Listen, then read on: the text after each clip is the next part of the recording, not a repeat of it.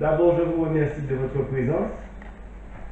La première chose, c'est de comprendre qu'on peut partager une présence.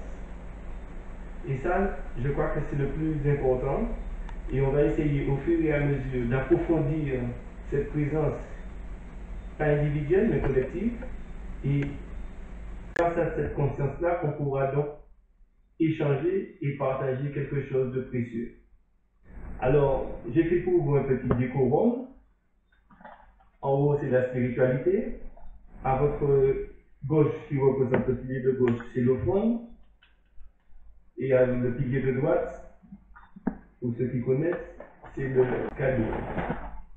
On va essayer d'axer cette causerie-là sur la compréhension de la possibilité d'intervention sur les deux piliers en but de toujours garder le but de la spiritualité. Pour nous, dès qu'on parle de spiritualité, on parle de voie de lumière. Donc, ce qu'on peut dire d'abord sur la spiritualité, je pense qu'il faut faire une petite définition. Vous avez sûrement la vôtre, bien évidemment. Chacun a l'intimité de ressentir la spiritualité à sa façon. Tel que je la conçois, c'est que la spiritualité imprègne tout et que rien n'existe sans elle. Présente, elle peut paraître absente. Absente, elle demeure présente. La vraie question, c'est qui la cherche? Et souvent, on la cherche comment? On la cherche comme quoi? On la cherche comme quelque chose, on cherche à accaparer la spiritualité pour répondre à ceci ou à cela. Je ne sais pas si c'est tout à fait la bonne démarche. Je vais vous donner à la fin mon point de vue dessus. Mais déjà, nous posons la question de... Il y a beaucoup de personnes qui cherchent la spiritualité comme quelque chose. Ce qu'il faut savoir, c'est que la voie de la spiritualité n'est pas une voie philosophique, c'est-à-dire une quête du savoir, un cheminement dans la connaissance. C'est d'abord une voie du cœur. C'est-à-dire que si les éléments de connaissance ne sont pas intégrés directement dans le cœur, on ne peut pas parler vraiment de spiritualité. La spiritualité doit être une expérience vivante. Et c'est dans ce sens que si on vit la spiritualité, on la ressent, on peut facilement la partager. Ça nous permet de toujours rester dans le cœur et de toujours pouvoir accepter les autres, d'accepter leur fonctionnement, même si ça ne correspond pas exactement à notre démarche. Donc, en résumé, au premier abord, c'est une démarche du cœur. C'est une démarche, mais qui au fur et à mesure induit une prise de conscience au fur et à mesure. C'est-à-dire que plus vous êtes dans la voie, plus il y a une expansion de la conscience qui permet d'englober une compréhension nouvelle et qui permet d'englober la présence aussi des autres. Il faut comprendre que l'autre aussi a une part de la présence, une expérience de la présence, et que l'on peut partager cela ensemble. Ce qui fait que la spiritualité, c'est une quête profonde de soi. Une quête qui nous permet de savoir qui nous sommes et plus exactement ce que nous sommes. Alors, le thème que nous avons choisi aujourd'hui, c'est le cadeau et l'offrande. C'était difficile quand même d'intégrer ces deux concepts-là dans une conférence au départ. Parce qu'on est habitué à voir le concept du cadeau presque comme des us et coutumes. Il y a comme un calendrier, par exemple, de toutes les fêtes qui nous poussent parfois à consommer commercialement. Ça commence par le jour de l'an, après c'est la Saint-Valentin, après c'est la fête des mères, après c'est la fête des pères, après c'est la fête des grands-mères et des grands-pères. Il y a toujours une fête en fait. Et on voit bien qu'on peut presque lister un calendrier, je ne dirais pas commercial, mais de toutes les fêtes qui sont en réalité rappels. Parce que nous, on n'arrive pas au départ à vivre la vie comme une fête, comme à recevoir la vie comme un cadeau. Donc, il faut qu'il y ait quelque chose qui nous rappelle. Si sa bien-aimée, on la considérait vraiment, ou son bien-aimé, on le considérait vraiment, on n'aurait pas besoin d'une Saint-Valentin pour nous rappeler que ce jour-là, il faut donner une fleur, il faut donner une attention, il n'y aurait pas besoin de ça. Pour la fête des mères, on n'aurait pas besoin de ça non plus si on était toujours attentif. Mais souvent, on est pris. Et j'entends beaucoup de personnes dire, ah oui, bon ben c'est la fête des mères ou c'est la Saint-Valentin, il faut que j'achète un cadeau. On achète presque un cadeau sans savoir si ce cadeau aura une signification, sans savoir s'il aura un sens pour nous de l'offrir, ni pour la personne de le recevoir. On se dit, pardon, ben, aussi pour les anniversaires, c'est pareil. On ne se dit pas qui est cette personne-là, qu'est-ce qu'on va chercher à lui offrir, qu'est-ce qui différencie une offrande d'un cadeau. La notion d'offrande sous-tend deux mondes. Un monde visible, tangible, et un monde invisible. Il y a pratiquement, ça sous-tend comme ça automatiquement. Donc quand tu parles qu'effectivement, il y a comme un lien, il y a comme quelque chose qui se crée, une relation entre le monde visible et le monde invisible, je partage ça. Je partage quand tu dis qu'il y a une notion de sacrifice, je ne sais pas qu'est-ce qui a dit ça, mais il y a aussi la notion de sacrifice qu'on verra. Déjà, ce qu'on peut voir au niveau des offrandes, même actuellement, puisque tu parlais dans l'ancien temps, je crois que ça traverse toutes les époques. Ça existe toujours. Parce que c'est parce qu'on ne se rend pas compte du nombre d'offrandes que l'on fait. Donc, je suis d'accord aussi avec elle qui dit c'est une relation avec presque un être supérieur. Souvent, c'est ça. Maintenant, il y a beaucoup d'offrandes. Les offrandes sont diverses. L'offrande de lumière, par les bougies. J'ai voulu laisser cette causerie axée sur la tradition chrétienne, mais mon ouverture me fait souvent prendre des exemples différents. Si vous regardez en Inde, par exemple, pour la fête de Diwali, il y a beaucoup d'offrandes. Il y a des offrandes de lumière, il y a des offrandes de fruits, il y a des offrandes de parfums, il y a des offrandes de fleurs, il y a des offrandes de coquillages, il y a des offrandes de sons, il y a des offrandes de chants, il y a énormément de types d'offrandes. Si vous regardez même dans la tradition hébraïque, parce qu'il y a une grosse différence entre la tradition hébraïque et la tradition chrétienne, c'est qu'avant il y avait des sacrifices d'animaux, et dans la tradition chrétienne, on a remplacé des sacrifices d'animaux par le sacrement de l'Eucharistie. En Inde, avant, il y a une partie de l'Inde, je crois que c'est l'Inde du Sud, où c'est des sacrifices de moutons, ce qui a été importé ici, qu'on connaît, les sacrifices de moutons, et alors que dans d'autres parties, il n'y a pas de sacrifice d'animaux.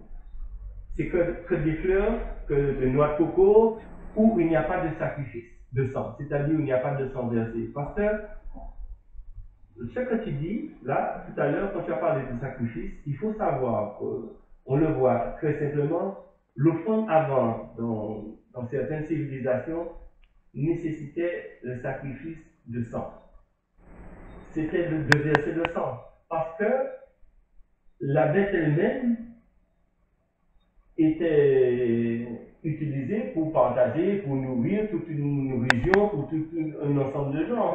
Parce que maintenant, on va au supermarché, on achète nos viandes naturellement, on ne comprend pas, on se permet de juger, on ne comprend pas qu'il y avait des offrandes. Mais si vous allez par exemple toujours en Afrique, quand ils tuent une vache, c'est tout un village qui mange. Et ensuite, ils partagent avec tout le monde. Mais chaque fois, le sang est versé et ça, ils utilisent le sang comme un sacrifice et qu'ils offrent. Bon, on peut être d'accord ou ne pas être d'accord. Hein. Mais de toutes les façons, pour nous, ça peut-être nous choque un peu le sacrifice du sang versé, mais le principe reste le même pour toutes les offrandes. Le principe est qu'en fait, il y a l'offrande, mais il y a l'énergie derrière l'offrande. Dans la religion catholique, notamment chrétienne, ils veulent mettre en évidence l'Eucharistie, c'est le vin et l'hostie. Tellement c'est important, parce que derrière le vin et l'hostie, il y a vraiment un enseignement extraordinaire qu'il faut découvrir. Mais le problème, ce qui nous intéresse, nous, en fait, c'est presque dans tous les jours, nous, pouvoir utiliser le pouvoir de l'offrande. C'est-à-dire comprendre qu'est-ce qu'on fait quand on met une bougie, quelle action qu'on peut faire, est-ce qu'il y a une action qui doit se faire ou qui peut se faire, le comprendre. Quand on offre de l'encens, quand on offre des fleurs, il y a tout, il faut pouvoir comprendre qu'est-ce qu'il y a derrière le symbole de l'offrande. Il y a cette énergie et qu'on peut comprendre facilement dans le sang qui est versé. Mais pour les fleurs, il y a l'énergie, il y a tout. Vous avez des offrandes de résine, vous avez des offrandes de parfum, vous avez des offrandes de pierres précieuses ou de semi-précieuses. Toute la tradition égyptienne, regardez, toutes les statues sont imprégnées avec la lapis-lazuli. Les Tibétains, c'est des pierres de corail et de turquoise qu'ils utilisent. Il y a aussi des coquillages. Bon, les coquillages, c'est plus en Afrique et en Inde que les coquillages interviennent. Il y a aussi l'offrande des métaux, l'argent, l'or. En fait, qu'est-ce qu'on regarde bien? En fait, c'est que l'offrande doit avoir une certaine valeur pour l'officiant.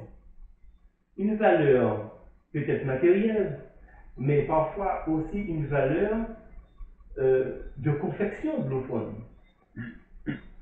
Une valeur pour aller chercher l'offrande. Pour parfois certaines offrandes, je ne sais pas si vous avez vu ces traditions-là, il y avait ça, bon, je prends d'autres traditions, vous m'excusez, c'est la tradition africaine. Quand on vous disait, par exemple, pour faire un talisman, il fallait que vous alliez chercher ceci, il fallait aller chercher cela. Presque à un moment donné, on vous dit, bon, ben, il faut aller chercher le cœur de lion. Je vous dis que pour aller chercher un cœur de lion, eh ben, il faut se lever tôt. Donc, c'est ça l'offrande. Mais en fait, pour aller le chercher, ça va vous demander de faire, on ne voit pas ça maintenant, nombre de kilomètres à pied, nombre de temps consacré, nombre pour aller chercher, même si ce n'est pas vous qui le tuez, mais de rencontrer des gens, et ça fait un périple extraordinaire. Donc tout ça, ça fait de l'énergie, du temps, ça fait de l'énergie consacrée en but d'offrir ou de réaliser quelque chose. Mais il y a aussi l'offrande de soi. L'offrande, parce que je disais que toutes les offrandes sont déterminées à une certaine valeur. La plupart des gens portent une offrande parce que ça a telle valeur. Ils se sacrifient. Là, on trouve encore l'idée de sacrifice. Vous aviez dans certains rites d'abondance pour des cultures, eh bien, c'est un pourcentage qu'ils mettaient, qu'ils apportaient, qu'ils brûlaient, qu'ils mettaient de ce qui avait été de la production précédente, qu'ils apportaient pour la production future. Donc, il y a vraiment une notion. Maintenant, ce qu'on peut se demander, est-ce que souvent, lorsqu'on porte l'offrande, on dit, est-ce que cette offrande a été agréée? Alors, je vous le demande, mais je le pressens pour vous. Qu'est-ce qui fait qu'une offrande peut être agréée ou pas agréée? C'est la valeur du sacrifice que vous avez fait pour apporter qui importe. C'est la valeur d'engagement, de sincérité, l'engagement du cœur que vous donnez dans l'offrande qui a une importance. Alors, tout ceci encore pour mettre en évidence quelque chose, c'est que nous avons parlé d'offrande et chaque fois vous avez vu, du moins dans ce que j'ai énuméré, il y a une action. Je ne sais pas si vous partagez cela, mais il faut comprendre que pourquoi j'ai mis l'offrande sur le pilier de droite, c'est toute l'action humaine que l'on peut faire. Et ça revient à la phrase qui dit « Demandez, vous recevrez ». L'offrande, c'est l'action de solliciter à travers quelque chose qu'on prend comme tangible, qu'on offre, et sur lequel va s'agripper, va se fixer une intention particulière, qui, on va dire en gros, qui est une demande. Une demande qui peut être pour soi, peut être pour le groupe dans lequel on est, qui peut être pour ses enfants, etc., etc. Si quelqu'un est affecté par la maladie, il pourrait dire, bon, la maladie, c'est un super cadeau, je l'accepte et puis c'est tout. Et il y a des personnes qui font comme ça. Dans le processus, parfois, de témoignage de certaines personnes qui ont été affectées par certaines bonnes maladies, ils vous disent, oui, mais avec cette maladie, maintenant je l'accepte, je la considère avec l'expérience. La personne dit qu'elle a souffert, mais elle le voit comme un cadeau parce que ça lui a appris tellement de choses, ça lui a rendu peut-être une certaine humilité. Des témoignages de gens qui savent qu'ils ne vont plus guérir et qui considèrent toujours la maladie comme un cadeau. Parce que pour ils te disent que ce que ça leur a fait expérimenter, ce que ça leur a obligé à vivre, ce que ça leur a obligé à se lisser, parce que parfois, tu sais, les épreuves t'amènent à une quête proportionnelle à l'épreuve. Rentrer à une telle profondeur de toi-même que sans ça, tu n'aurais jamais été au bout de toi-même. C'est-à-dire qu'il y a des choses qui ne se seraient pas révélées de toi si tu n'étais pas confronté à cette dureté-là. Et parfois, je serais le premier de dire que certains peuvent se sortir de maladie et c'est magnifique. Ça encore, c'est vécu comme une grâce qui est donnée par rapport à une demande, mais surtout par rapport à une transformation qui s'est faite. Comme tu dis, par une prise de conscience, par une élévation, où ce que la maladie peut-être à apprendre, on l'a tellement appris qu'elle n'est plus nécessaire. Tel que je le conçois, l'offrande, par exemple, si vous avez un enfant malade, vous pouvez, c'est trop facile de ne pas agir. Je dis, bon, d'accepter que la volonté de Dieu soit faite, et puis, oui, mais la notion d'offrande, quelle qu'elle soit, va nous faire poser un acte intentionnel et va nous faire agir. Alors, j'aurais tendance à comparer l'offrande, si vous voulez, à une femme qui va concevoir.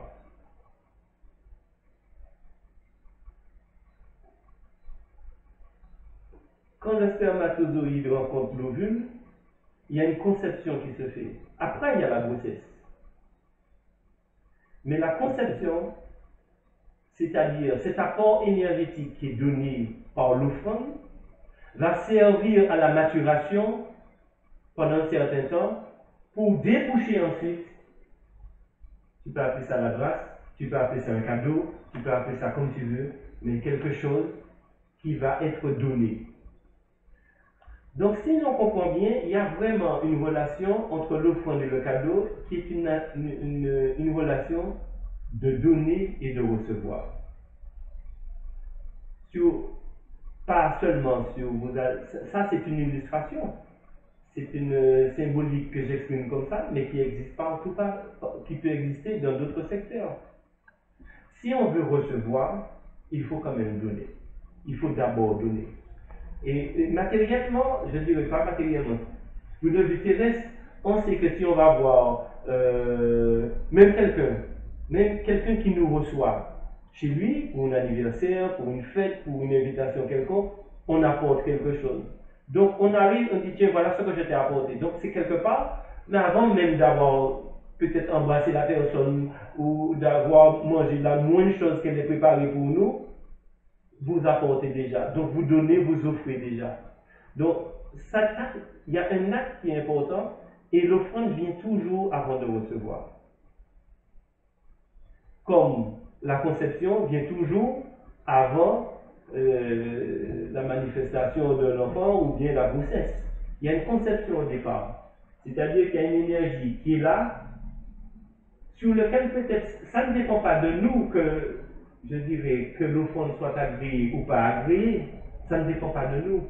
Nous, c'est d'avoir fait l'action de donner, d'apporter, de solliciter et d'apporter cette offrande. Ce qu'on doit retenir ce jour de l'offrande, c'est la notion d'engagement du cœur. Le plus souvent, quand une offrande est donnée avec le cœur, c'est comme un cadeau. Inévitablement, il y a quelque chose qui se passe. Parce que quand c'est donné avec cœur, parce que l'offrande, c'est pas un troc, c'est pas un échange, c'est pas donnant, je donne pour que je reçoive. Au départ, on donne, mais on ne sait pas. C'est comme vous faites l'amour, vous ne savez pas s'il y aura conception ou s'il n'y aura pas conception. Il se peut que ça se passe, il se peut que ça ne se passe pas. Hein?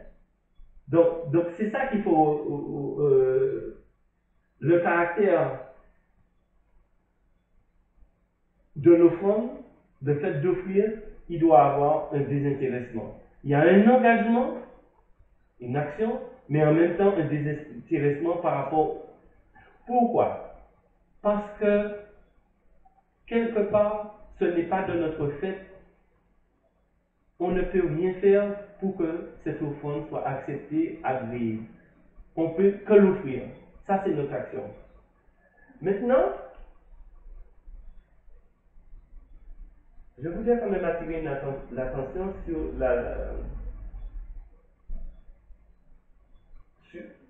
un autre point de vue. C'est-à-dire, est-ce que les divinités ou Dieu, comme vous, je ne sais pas comment vous les appelez, peu importe, mais si ça ne vous choque pas, je dirais Dieu. Hein, est-ce que Dieu a besoin de nos offrandes pour nous donner un cadeau? S'il n'a pas besoin de nous, s'il n'a pas besoin de nos offrandes, pourquoi on en fait? Si on effleure la tradition hébraïque, pendant longtemps, je me suis demandé qu'est-ce que ça voulait dire, cette phrase-là qu'il donne. Il faut donner de la puissance à Elohim. Qu'est-ce que ça peut vouloir dire? Comment on peut considérer qu'on donne de la puissance à Elohim? Je ressens que ton engagement intérieur à mieux percevoir ce qui se passe en toi, à mieux prendre conscience de ce qui se passe autour de toi, fait qu'au fur et à mesure, cet engagement de service, donc cet engagement, si tu veux, dans la voie de l'amour, donne de la puissance à Elohim, parce que tu deviens toi-même un agent qui va dispatcher l'énergie. C'est un acte spontané, c'est un acte désintéressé. Cependant, on a vu en gros que l'offrande, c'est lié à une demande. C'est lié notamment à une demande, mais c'est lié surtout au fait qu'il y a une action de nous. Une action consciente, une action délibérée, une action intentionnelle qui permet de faire face à ce qu'on rencontre. Parce que je donnais l'exemple que il y a des choses que tu rencontres dans la vie et tu ne sais pas s'il faut agir ou s'il le prendre simplement comme un cadeau. Supposons que tu prends la guerre. Tu ne peux pas prendre seulement la guerre comme un cadeau. Si tu prends la famine, tu ne peux pas forcément prendre la famine comme un cadeau. Si tu vois ton unique enfant en train pratiquement de perdre la vie, et si tu dis que c'est un cadeau que tu ne fais rien, peut-être certaines choses peuvent continuer. Alors que peut-être ton intervention, non pas pour modifier forcément les choses, mais ton intervention modifie les choses. C'est-à-dire, une intervention, je parle d'engagement de vouloir poser un acte et surtout de vouloir servir ou de vouloir aider, de vouloir améliorer. Suppose que tu passes ta route et que tu vois un chien avec une patte cassée. Tu peux dire, oh, mais il va se soigner, Dieu va s'occuper de lui. Mais tu peux aussi intervenir, le prendre, regarder comment tu peux l'aider, lui mettre soit l'emmener au vétérinaire, soit poser une attelle, etc., etc. Donc, quelque part, on peut être un agent qui améliore certaines choses. Parce qu'au début, on a cerné, on s'est dit que la notion d'offrande et de cadeau, on en parlera avec la spiritualité. Et au départ, on a posé comme axiome que si on parle de spiritualité, on parle de voir du bien, de voir du beau, de voir du sublime. Le cadeau, moi je ne le vois pas comme n'importe quoi. Je le vois comme la réceptivité, la réception, ce que l'on reçoit. Donc d'un côté, il y a ce que tu peux agir, et il y a de l'autre côté, il y a ce que tu peux recevoir. Et je disais au départ que pour recevoir, il faut d'abord donner. Et quand tu donnes, par exemple, à travers l'offrande, tu donnes d'abord des choses, mais tu donnes de toi, tu donnes de ton temps, tu donnes de ton argent, tu donnes de sacrifices, tu emballes. Même dans un cadeau simple que tu offres à quelqu'un, il faut aller penser à cette personne-là, dire, mais qu'est-ce qui lui ferait plaisir? Donc tu cogites. Ensuite, il faut aller, quand tu as cherché quel cadeau, il faut le trouver, le cadeau que tu veux. Tu as cette idée-là, mais il faut le trouver. Parfois, tu arrives dans le truc et tu dis, mais Dieu, le jour après, pour cette personne-là, je n'arrive pas à trouver une idée de cadeau qui serait intéressante. Parce que on va aborder le cadeau. Si on parle de cadeau, même qu'on le fait, on ne le fait pas n'importe comment. C'est pas une obligation. Dans la notion de cadeau, normalement, il ne devrait pas y avoir d'obligation. Peut-être que certains se sentent obligés de faire un cadeau ou d'offrir. Mais si, je crois que même le cadeau que l'on offre, il faut regarder si on a envie de le faire ou pas. Moi, si quelqu'un n'a pas envie de me faire un cadeau, moi je dis, je ne m'en fais pas. C'est pas la fin du monde. La plupart du temps, bon, si tu as ce qu'il faut, je dirais qu'un cadeau peut te faire plaisir. À quoi sert un cadeau quand c'est quelqu'un? Entretenir, accueillir, entretenir, resserrer, perpétuer la relation. Montrer à l'autre qu'il existe. Montrer à l'autre que tu penses à lui, qu'il n'est pas seul. Tout ça sont des gestes de le cadeau. Mais ce que je voulais te dire tout à l'heure, comme réponse aussi, c'est que parfois tu offres un cadeau, mais tu ne sais pas si ce cadeau va plaire ou ne pas plaire. Certaines personnes ne voient pas l'acte d'offrir. Ils voient l'objet matériel et de plus en plus, avec la vision non spirituelle ou matérialiste que l'on a, on voit des choses. Même les enfants, quand tu leur offres la Noël, maintenant ils ne voient plus les cadeaux, ils comptent le nombre de cadeaux. Tellement il y a de l'abondance. Combien de cadeaux, c'est combien de cadeaux que j'ai eu, c'est pas j'ai eu ceci, c'est pas j'ai eu cela, c'est si moi j'ai eu 10 cadeaux, eh bien j'ai eu plus de cadeaux que toi. C'est le langage que j'entends des enfants parler. Il ne dit pas j'ai obtenu ça et que ça m'a donné une satisfaction, etc. Non. Et qu'est-ce qu'on regarde maintenant? Bon, c'est une analyse que je vois. Le nombre de personnes qui revendent des cadeaux après la Noël sur Internet. Parce que parfois, quand tu offres un cadeau, tu offres d'autres possibles. La personne peut aussi accepter, rejeter, refuser ton cadeau. Refuser parce qu'elle reste dans ses stéréotypes, dans ses habitudes, et que tu veux la changer, que tu veux lui offrir quelque chose qui ne, selon elle ne correspond pas. Parce que quand tu offres un cadeau, on reste sur les cadeaux en général qu'on offre, mais tu te définis en offrant. Quand tu offres un cadeau, tu prends un risque. Tu prends le risque de faire plaisir ou de ne pas faire plaisir. Il faut le savoir quand tu prends un risque. Souvent, quand j'ai dit, bon, mais je t'ai porté ça, j'ai pensé à toi, je t'ai porté ça, oui, tu as pensé que ça pouvait lui faire plaisir, tu comprends? C'était peut-être spontané, mais peut-être qu'aussi, il faut pouvoir accepter que l'autre n'aime pas le cadeau que tu lui fais. Oui, c'est accepter que tu... Non, mais quand tu sais que tu prends un risque, par exemple, tu vas dans une soirée, tu rencontres un bel homme, tu prends un risque de lui parler, tu prends un risque de danser avec lui, tu prends un risque d'aller plus loin avec lui, tu prends un risque de vivre avec lui. Donc, la notion, il y a toujours, dans une relation, tu prends un risque. Tu fais une offrande, même sur un hôtel, tu prends un risque. Que ce soit agréé, que ce ne soit pas agréé, il y a toujours un risque. Il faut tenir compte de ce risque. Le fait que tu saches que dès que tu rentres en relation, tu prends un risque, ça te permet de ne pas exiger que l'autre accepte ou n'accepte pas ce que tu offres.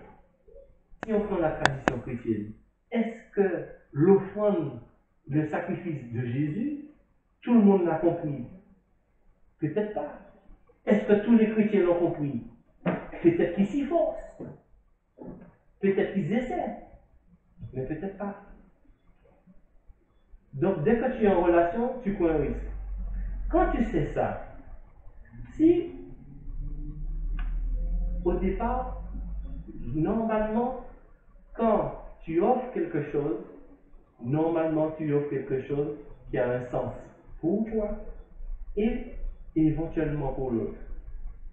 Si déjà, de ton côté de la relation, tu es comblé parce que tu as fait ce que tu as senti spontanément ou réfléchi, que tu as offert, tu es déjà comblé.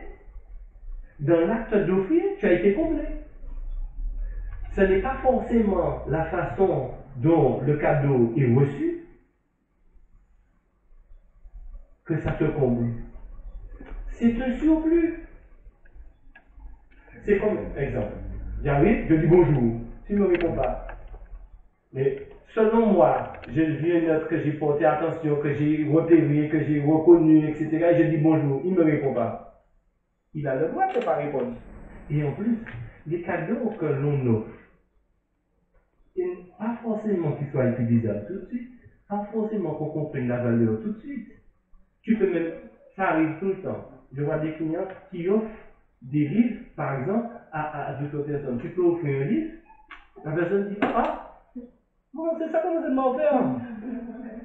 Elle prend le livre, elle le laisse là.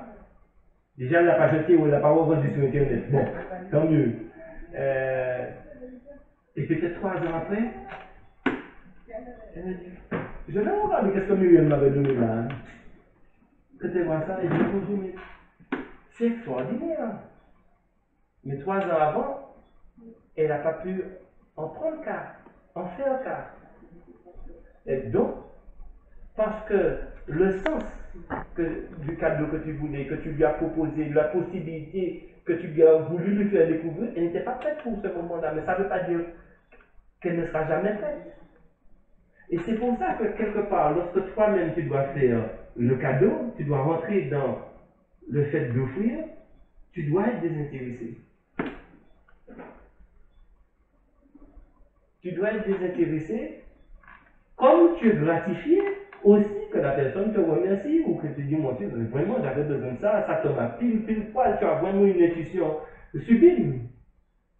Parce que cette intuition-là correspond à ce moment-là pour elle. D'accord?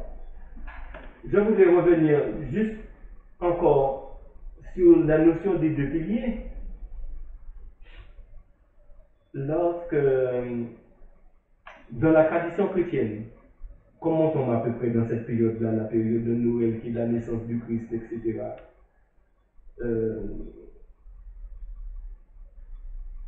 Il faut voir déjà que dans la tradition chrétienne, on considère que l'arrivée du Christ, pas de Christ, de Jésus, c'est la naissance d'une lumière.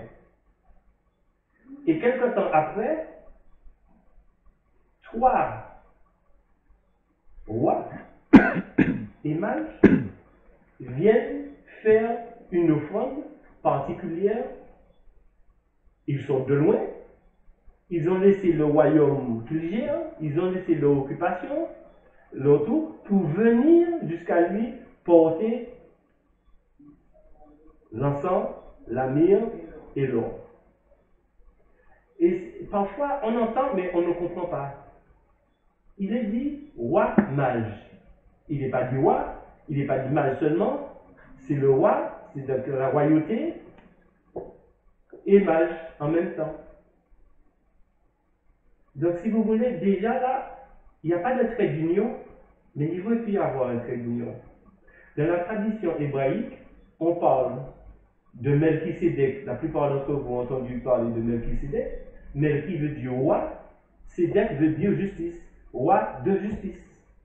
Donc, il y a une alliance, et Melchisédek s'écrit avec un trait d'union, il y a une alliance des deux choses. Il y a une alliance de l'action et de la réception. Est-ce que vous voyez,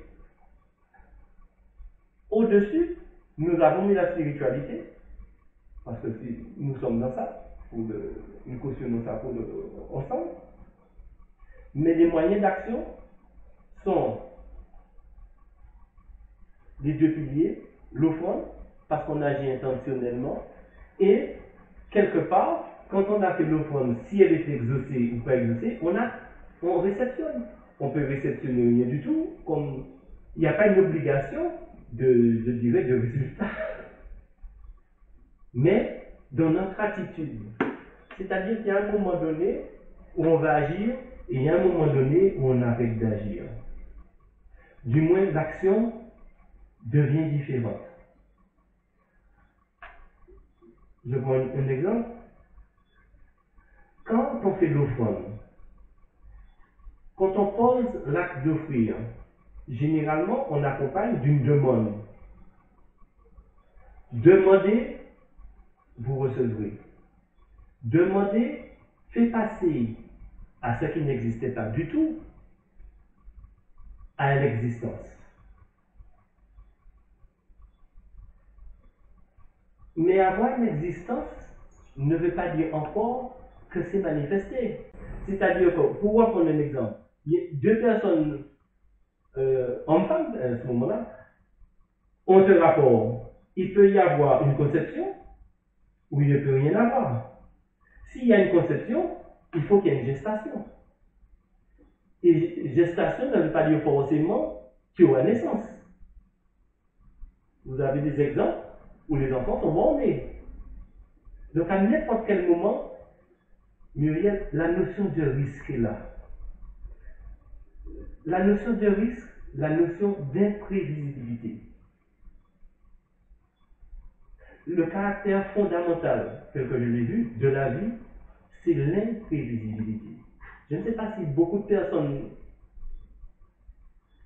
ont fait attention comme je l'ai remarqué, mais ça c'est un caractère. C'est-à-dire que si tu sors, par exemple, dans l'amour, si tu rentres dans l'amour, que c'est totalement prévisible, est-ce qu'il y a de l'amour? L'amour ne peut pas... L'un des caractères de l'amour, c'est l'imprévisibilité. L'imprévisibilité est tellement frappante que même dans des choses qui paraissent totalement, non seulement prévisibles, mais prenons Darwin par exemple. Il se dit que les espèces sont cloisonnées, structurées, etc. Et à un moment donné, paf, il y a quelque chose qui se passe.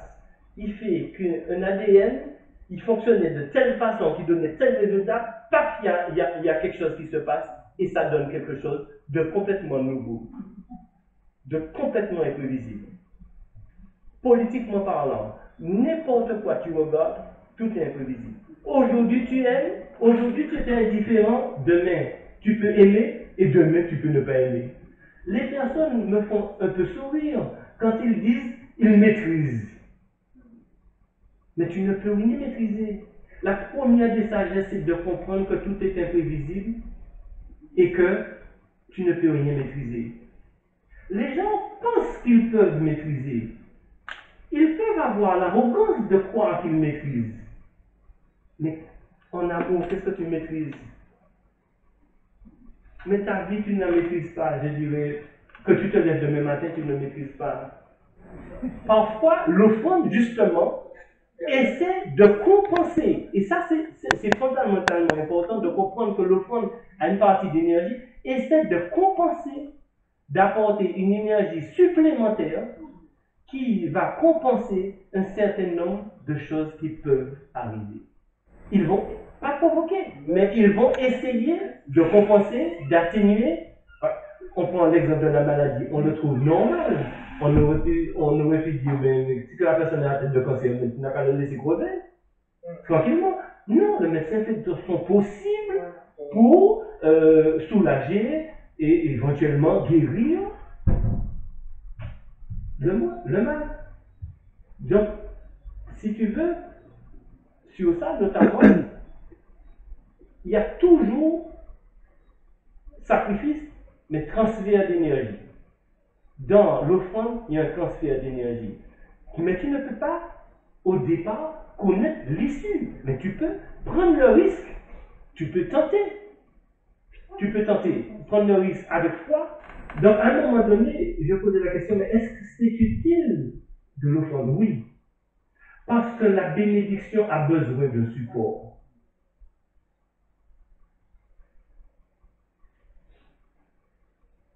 L'homme ne peut pas faire que rien devienne quelque chose. Mais l'homme peut provoquer par son action une réaction qui peut être acceptée ou pas acceptée, que tu peux recevoir ou ne pas recevoir. Mais tu as tenté. Tu as osé. Il faut oser être soi-même pour le devenir. Si tu restes simplement sur ce que tu penses être, sur ce que tu as conçu, qu'on t'a dit, ou tu as fait des théories, tu resteras toujours enfermé. Même la connaissance de soi est un risque. C'est prendre le risque de se connaître. Parce que ce que tu vas... Je ne sais pas si vous avez vu le film... Ce film-là m'avait un peu marqué, le film Matrix. Vous avez vu ce film-là? C'était il y a plusieurs années. Mais à un moment donné, où un gars qui se disait, bon, je ne sais pas si c'est un maître spirituel ou quoi, mais il disait, qu'est-ce que tu choisis, la pilule rouge ou la pilule verte, etc. Et puis le gars choisit la pilule, et puis il expliquait, c'était... Il avait fait l'engagement, quelque part, de son choix. Mais quand il a découvert ce que c'était que la matrice, c'était peut-être pas ce qu'il croyait. Hein? Parce que beaucoup de personnes cherchent à être éveillées, mais comme ils ne savent pas ce que c'est que l'éveil. Parce que les personnes font la démarche spirituelle en voulant s'éveiller, en pensant que l'éveil va apporter quelque chose. Mais il se peut que l'éveil n'apporte pas quelque chose, il se peut que l'éveil enlève quelque chose. C'est très différent. Donc, beaucoup de personnes font la démarche spirituelle comme si il y aura toujours un plus. Comme si le sublime est le superlatif du beau. Non, c'est pas vrai. Tu peux pousser le beau où que tu veux, tu n'obtiendras jamais du sublime. Tu peux pousser l'offrande comme tu veux, tu ne feras jamais une création. Parce que ça n'était pas donné à le faire. C'est pas, je te dirais que ce n'est pas la tradition que j'ai la plus approfondie. Mais quand même, Donc ma réponse, c'est pas ni historique, ni une référence, c'est juste un ressenti, une information, c'est une possibilité. Ce que tu demandais, est-ce que c'était une offrande de remerciement? Non, je ne pense pas que ce serait une offrande de remerciement, parce qu'ils n'auraient pas fait ce long voyage eux-mêmes pour le porter. Si c'était une type de remerciement, ils pouvaient le faire chez eux. Ils pouvaient envoyer des valets le faire, le transporter. Non, non. Les chrétiens, j'ai vu, ils disent à un moment donné que c'était même pour tester Jésus, pour voir quelle offrande il allait accepter sur les trois. Et Jésus a accepté les trois offrandes. Il y avait une offrande qui était avec l'élémentaire, une offrande qui était avec l'élément air et une offrande qui était avec l'élément feu. Il a accepté les trois. Donc je ne pense pas que pour répondre à ta question précisément, je ne pense pas du tout que ce soit une offrande de remerciement. Mais je pense que ce n'était pas une offrande de demande à Jésus, c'était une offrande de demande qu'il faisait pour Jésus.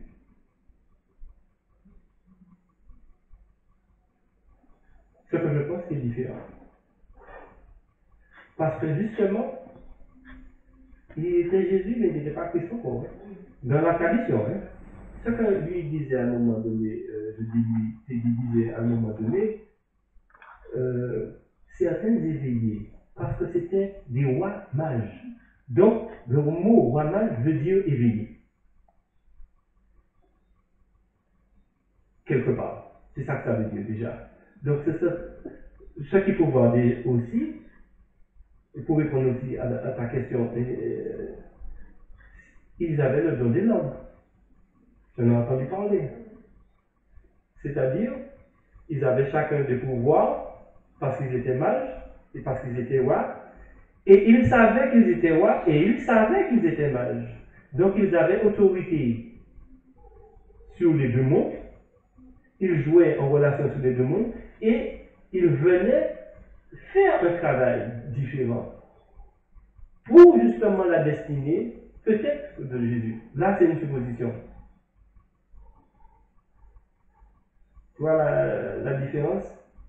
Donc, ils venaient, parce que justement, je te parle, si tu fais une offrande, c'est ce que tu fais une action intentionnelle. La personne qui est éveillée sait ce qu'il fait. Peut-être les autres ne le sauront pas, mais il sait ce qu'il fait. Justement, il fait l'offrande parce qu'il sait que même une des choses qui sont soi-disant destinées, ou que quelqu'un qui vient accomplir une soi-disant trame de la destinée, peut être trahi par l'imprévisibilité. Et par rapport à ça, la notion d'offrande, la notion de transfert d'énergie va marquer, par certains êtres éveillés, va marquer consciemment un plus. Tu comprends? Va superviser les choses, si tu veux. Va ancrer en tant qu'agent. Parce que quand tu es roi, mage, tu es un agent. Qu'est-ce que je veux dire, un agent? C'est que tu as fait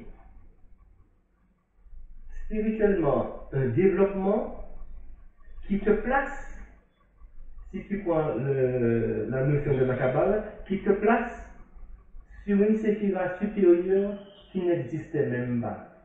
Je dirais que, si tu veux, l'action, l'offrande d'un éveillé et l'offrande de quelqu'un comme ça, ils ne gèrent pas les mêmes plans.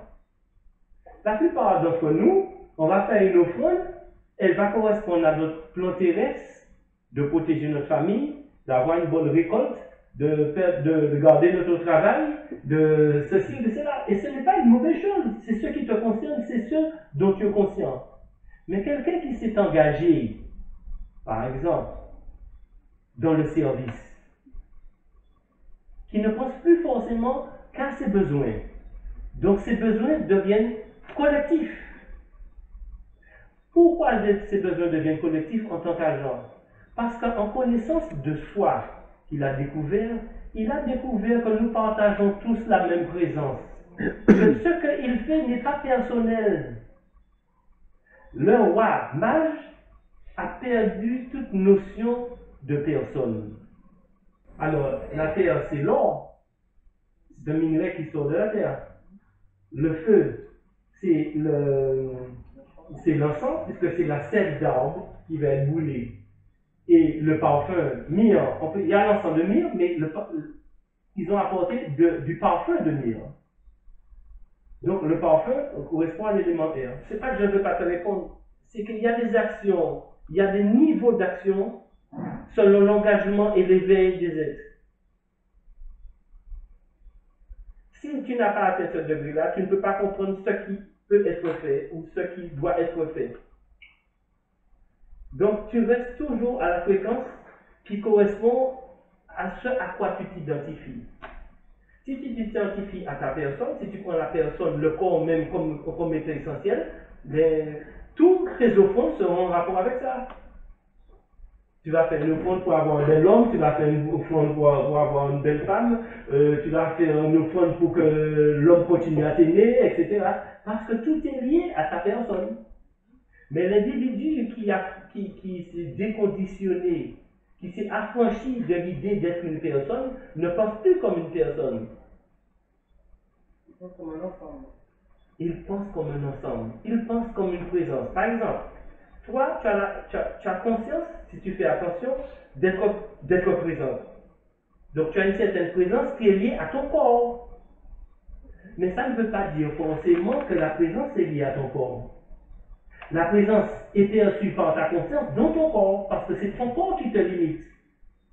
Mais ça ne veut pas dire que la présence est limitée à ton corps. Donc, je prends un exemple aussi sur la tradition chrétienne. Beaucoup de personnes parlent de l'Esprit Saint, mais ils ne savent pas ce que ça veut dire. D'abord, nous partageons tous le Saint-Esprit. C'est la même chose. Nous le partageons tous. Et quand ça devient, quand nous nous accaparons de, je dirais, cette part, ça devient l'Esprit Saint pour nous. C'est limité. Nous partageons le même Saint-Esprit, toi et moi. Mais ta façon de percevoir le Saint-Esprit, tu le perçois comme l'Esprit Saint qui t'envahit, parce que tu es limité, parce que ta conception est limitée à ton corps. Mais nous baignons tous dans le même Saint-Esprit. C'est toi qui... Nous baignons tous dans la même présence. C'est toi qui dis ça, c'est ma présence. Et tu réduis cette présence-là par rapport aux sensations corporelles, des sens que tu as. Mais c'est une erreur. Et c'est pour ça que, par exemple, souvent, les gens l'éveillent. Des gens essayent de faire une démarche pour se libérer et se connecter à l'Esprit Saint.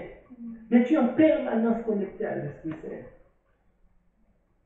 Tu le vois comme Esprit Saint, mais tu es dans le Saint-Esprit. Je le partage, tu le partages. Si je veux vraiment prier pour toi, je prie par... C'est la meilleure façon. Quand quelqu'un veut prier, par exemple, pour un alcoolique, pour un drogué, pour un enfant, s'il prie pour l'enfant directement, il va se heurter justement à la destinée de l'enfant, par exemple. Pour employer un mot que les gens emploient souvent, au karma de l'enfant. Mais si tu pries et que tu considères que nous baignons tous dans le même Saint-Esprit, alors ta prière a beaucoup de chances de passer. Parce que ta prière ce ne sera pas un passage, ce n'est pas une énergie de toi à un toi. Nous sommes la même énergie. Donc, dans ta façon de prier, il y a quelque chose qui est complètement différent. Si tu te places au niveau de la conscience pure, ouais, l'Esprit Saint ou la conscience pure, le moi-même n'existe plus. C'est là que toute ta démarche est différente. Beaucoup de personnes pratiquent la spiritualité pensant qu'ils vont sortir de l'individualité, qu'ils vont entrer dans le tout. Mais c'est erroné. C'est de comprendre que ça n'a pas de sens qui fait toute la différence. Quand tu as compris que l'esprit n'est pas à ajouter quelque chose, mais à libérer de ce qui t'empêche de prendre conscience de la totalité, alors tout change. Et à ce moment-là, parce que les deux piliers ont une nécessité. Le pilier de l'offrande, qui est le pilier de droite, nous permet de fonctionner. Pas d'être, mais de fonctionner. De répondre intelligemment à ce qui se présente à la conscience limitée. Tandis que le cadeau, c'est la conscience du tout. Si on commence à comprendre ça, parce que en hébreu, ils disent méditer, c'est créer. J'ai entendu beaucoup de personnes dire, surtout quand il y avait un grand moment où c'était très à la mode, la loi d'attraction. Je crée ceci, je crée cela, je crée ceci. Donc, l'homme ne peut pas créer. Point. La création ne dépend pas de lui. La création est permanente et continue et imprévisible. C'est obligé d'être imprévisible, puisqu'elle n'est jamais pareille. Nous, notre cerveau ne peut même pas comprendre ça, puisque la pensée fonctionne sur l'élaboration du connu. Il y a un auteur qui s'appelle Krishnamurti qui a fait un livre intéressant qui s'appelle « Comment se libérer du connu ». Ça, c'est une question.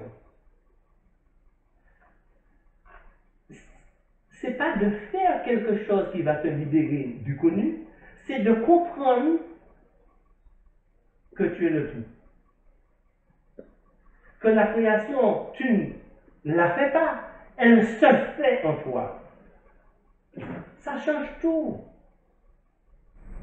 Je pense ça toujours simplement comme une manière de parler, puisqu'il faut utiliser des mots, même les mots que je vous donne là, ce sont juste des images. Ce dont je parle, c'est que nous le comprenions de l'intérieur.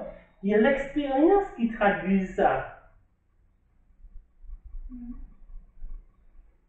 De l'avoir lu sur un livre, ou de l'avoir répété de quelqu'un. Mais c'est quand tu rentres chez toi que tu sais ce que tu es.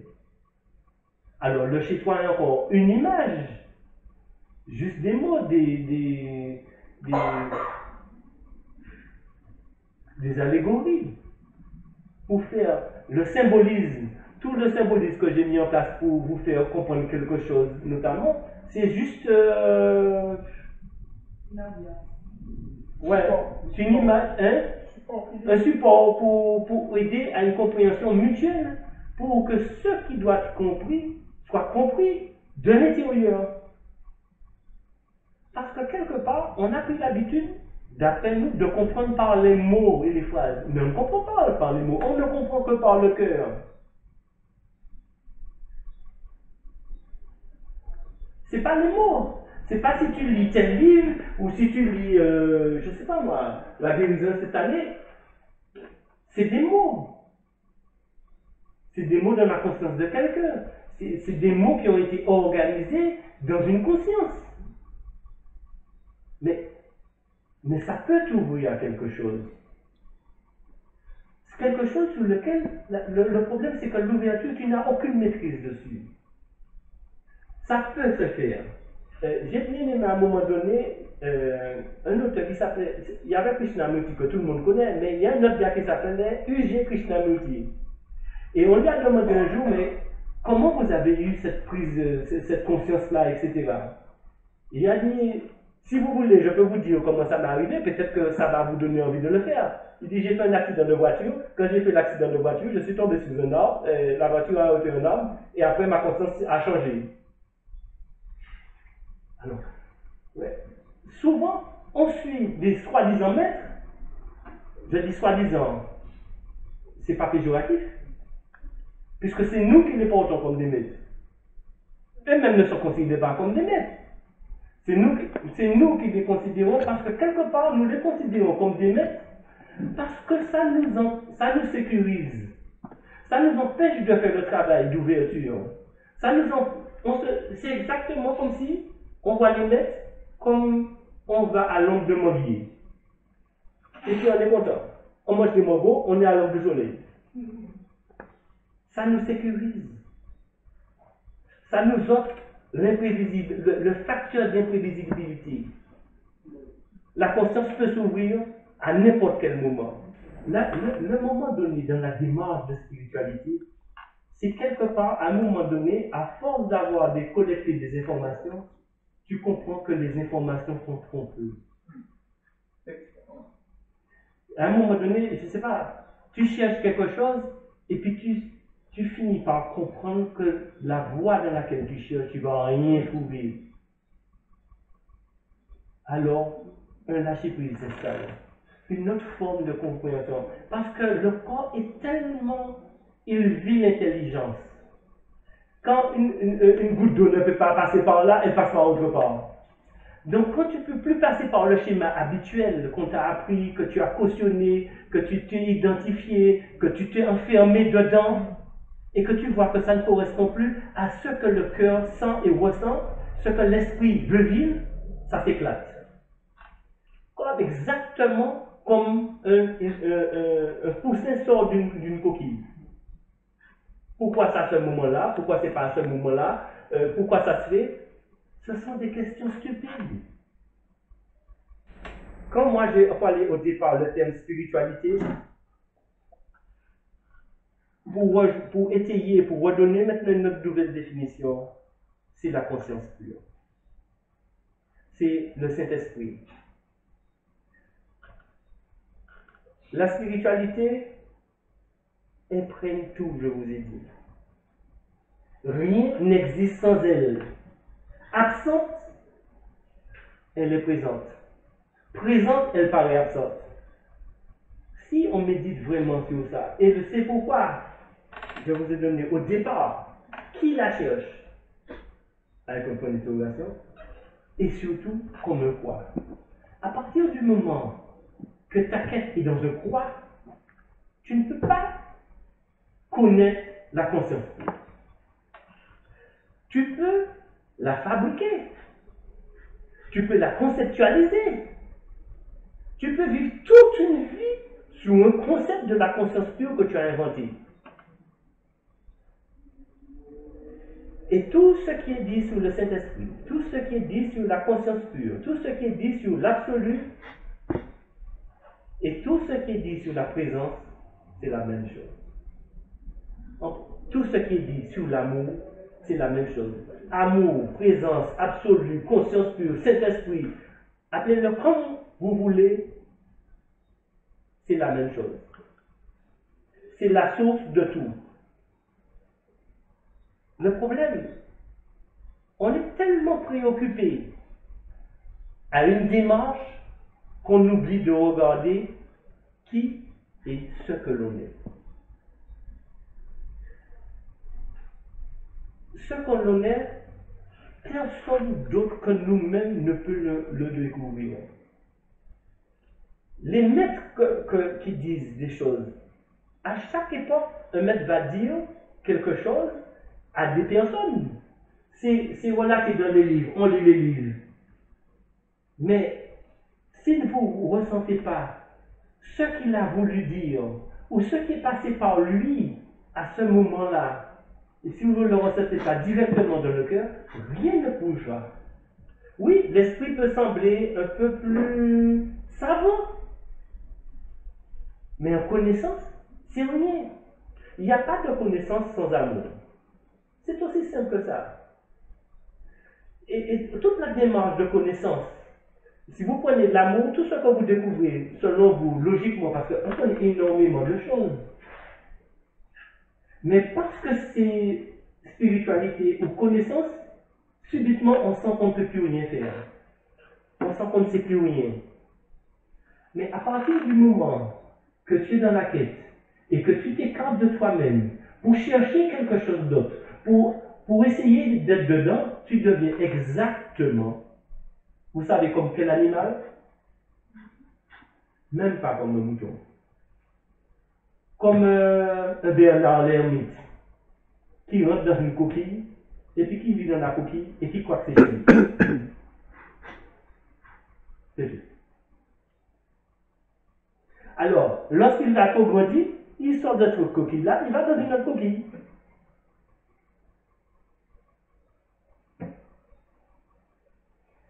Nous avons tellement peur de nous débarrasser des coquilles que c'est un problème. Et c'est de devenir conscient. C'est pour ça que la démarche spirituelle n'est pas facile. Parce qu'elle nous confronte à quelque chose. Démarche spirituelle ou démarche d'amour. Vous prenez-le comme vous voulez. C'est les mêmes choses, c'est la même chose. À un moment donné, il faut passer sur ce pilier-là, sur la notion du cadeau, de voir ce qui nous est donné. Qu'est-ce qui nous a été donné? Arrêtez. Comme je vous dis, l'offrande sert à agir, mais à agir sur ce pilier-là. Ce pilier-là, le pilier de droite, représente tout ce qui est du monde, de ce monde ou d'autres mondes. Ce n'est pas le monde qui reste seulement. Sur quel que soit le monde, il y aura un agissement possible. Mais il faut équilibrer. Il faut équilibrer par ce que l'on reçoit. Il y a quelque chose qu'on reçoit en permanence. Il y a quelque chose qui est bien permanent chez nous. Depuis qu'on est tout petit, la vie, mais peut-être avant la vie, il y a quelque chose d'autre. Peut-être la présence, l'amour. Quand les chrétiens disent Dieu est amour, oui, alors nous, on réduit ça au ah oui, Dieu est amour, j'aime ceci, aime ton prochain. Alors, tout de suite, il y a une interprétation tellement amoindrie de cette assertion, on ne peut pas comprendre. Je vais vous donner un exemple du problème de compréhension. Nous étions grands, mais nous étions jeunes. Nous avions environ 18-20 ans. Nous sommes deux amis et nous parlons de sexualité. Mais le petit frère de mon ami est là. Et il n'a que 6 ans. Étant donné qu'on sait qu'il n'a pas le support intellectuel de compréhension au pouvoir, nous parlons qu'en parabole. Et figurez-vous qu'après 30 ou 50 minutes, l'enfant de 6 ans dit « Je sais de quoi vous parlez ». Et il commence à dire tout ce qu'il a compris. Bien évidemment, ça n'a rien à voir avec ce dont on parle. Et c'est comme ça que nous faisons la plupart du temps.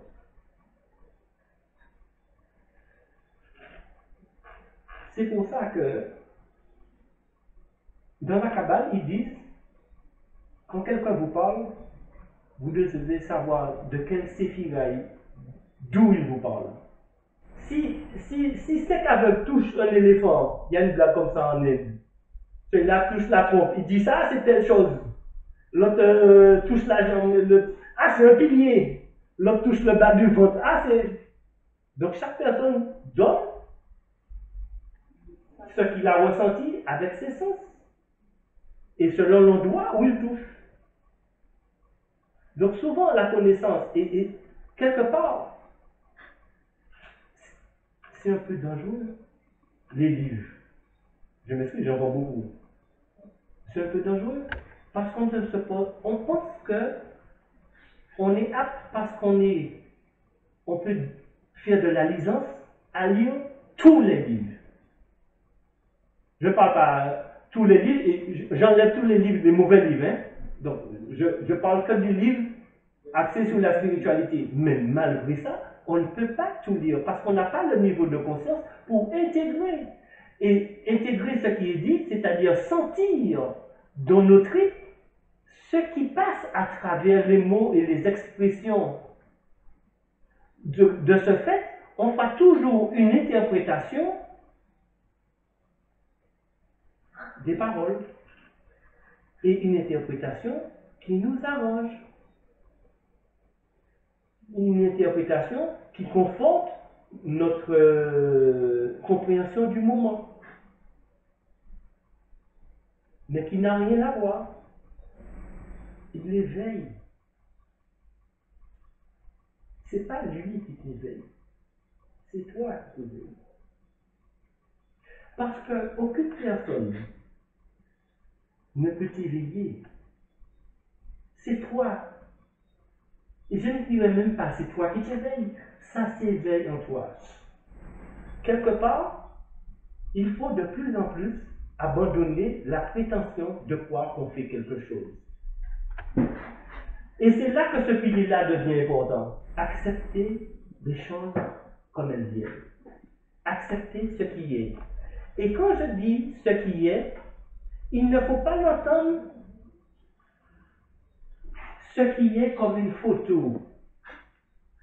Parce que pendant longtemps, moi-même, j'ai cru que ce qui était comme une photo, était figé.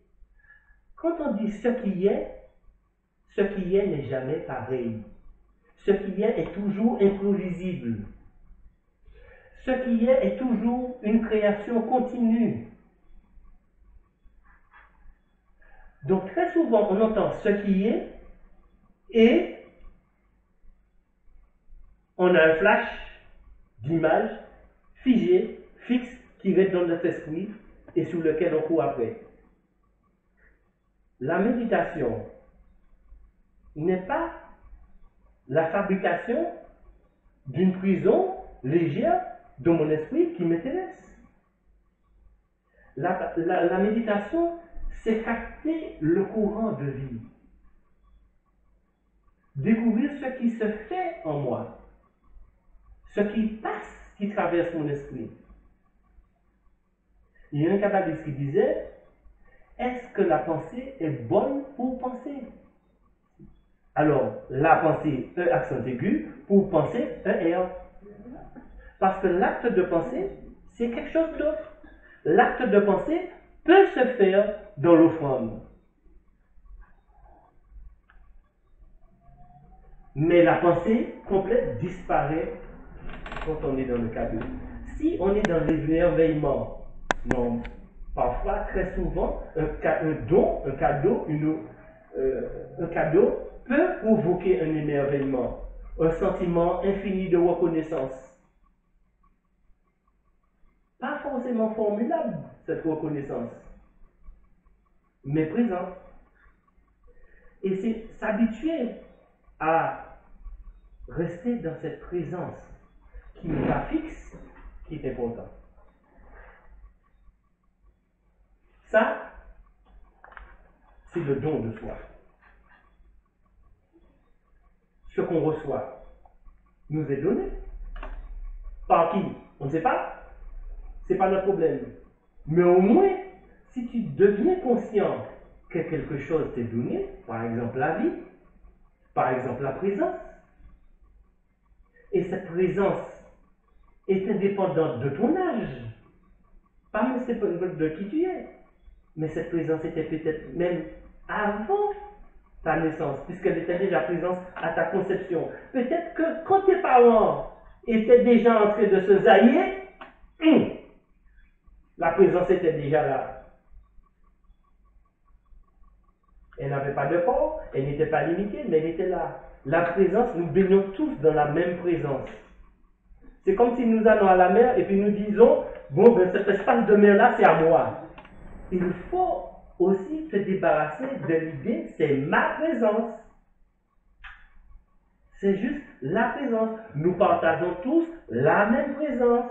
C'est parti de travers. Tu vois, les kabbalistes disent que la création est partie de travers. Ça va loin. Et c'est parti de travers justement grâce à l'imprévisibilité, qui est le caractère fondamental de la création. Il y a quelque chose qui est ici. Non, si tu veux, là, je dirais que c'est ma même niveau, on laisse ça tomber. C'est pas vous, je parle de moi, c'est le. Si tu veux, à un moment donné dans la connaissance, il faut voir ce que toi tu peux intégrer. Ces choses-là, elles te sont peut-être, elles sont dites pour te faire comprendre une délimitation nécessaire. Mais pas forcément de tout comprendre les implications. C'est comme si tu entends, je parlais de la conversation qu'il y avait, tu es le petit et puis tu veux comprendre la sexualité, mais tu n'as aucune expérience sur laquelle viendra se poser cette compréhension. Elle va servir en rien. Être fécondé. Eh bien, c'est ça. Le cadeau nous féconde. L'action entre l'offrande et le cadeau, c'est la fécondation. C'est exactement ça. Je crois que tu as terminé parfaitement l'illustration. Tu vois, chaque être humain doit être fécondé. Fécondé par la présence. Fécondé par l'amour. Fécondé par le Saint-Esprit. Et quand c'est fécondé, ça va en gestation et à un moment donné, ça éclot. Donc, tu vois, beaucoup de personnes pensent que la spiritualité, c'est un résultat de ce que l'on a fait pendant des années. C'est faux. Tu es la spiritualité. Tu es la lumière. Tu es l'amour. Tu es la présence. Tu n'es pas ce que tu crois être. Toute la différence est là. Maintenant, pour ta fille, il est normal que tu aies le comportement de mère. Et c'est ça, savoir s'adapter. Pour ton mari, s'il y en a un, il faut que tu saches que tu dois te comporter comme une femme. Pour ta maman, il faut que tu te comportes comme une fille. Donc tu t'adaptes intelligemment parce que avec ta maman, avec ton enfant, avec ton conjoint, tu es toujours dans une relation d'amour. Mais chaque fois, tu sais comment t'adapter, comment gérer, etc. Mais tu as dit la plus belle chose. Je ne l'ai pas mis dans ce truc-là, mais moi je le sais. Quand tu es fécondé,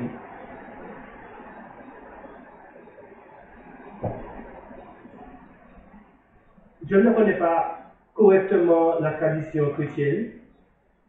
Je ne veux pas blasphémer non plus. Mais il se pourrait peut-être que la Vierge Marie, c'est ce qu'ils insistent pour dire qu'elle a été fécondée. Et qu'elle a été fécondée par l'Esprit Saint, par le Saint-Esprit. Je ne sais pas si c'est vrai, peu importe. Mais, tu sais, dans chaque tradition, moi je respecte chaque tradition. Pourquoi? Parce que dans chaque tradition, tu vois à un moment donné, quand tu médites, quand tu écoutes, quand tu ressens, quand tu prends refuge dans cette présence, certaines choses te sont évidentes. Parce que chercher quelque chose, c'est considérer qu'il te manque quelque chose.